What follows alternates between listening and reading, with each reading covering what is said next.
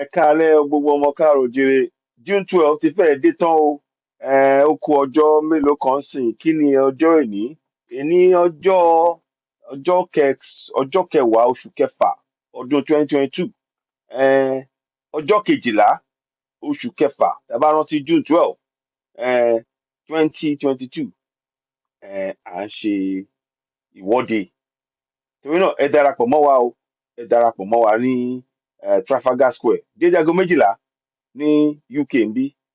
Àárí yín, gbogbo wa ẹ jẹ́ ká jáde. Nípa òmìnira wa náà ni o.